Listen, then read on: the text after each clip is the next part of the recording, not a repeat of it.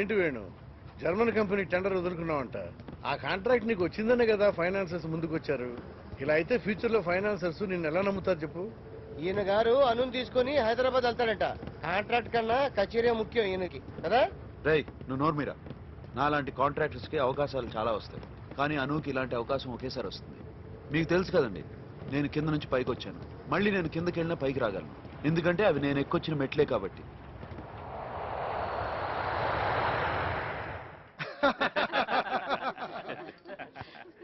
బాగా సర్వ్ చేసావయ్యా. నీ పేరేంటి?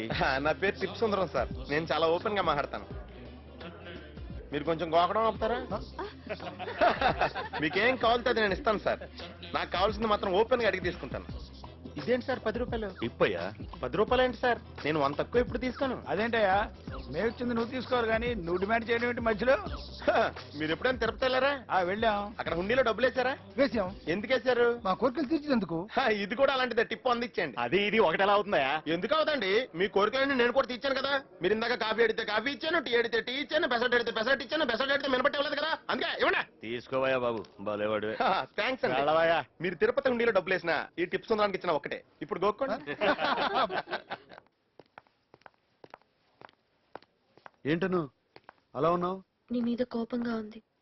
ఎందుకు? నన్ను హైదరాబాద్ తీసుకురావడం కోసం నువ్వు పెద్ద కాంట్రాక్ట్ వదిలేసావుగా శృతి చెప్పింది. దాన్నే ఉంది. కాంట్రాక్ట్ మిస్ అయినా పర్లేదు, ఈ కాంపిటీషన్ మళ్ళీ మళ్ళీ రాదు. నువ్వు సింగర్ గా ఫస్ట్ ప్రైజ్ కొట్టడం ఇంపార్టెంట్. ఓకే?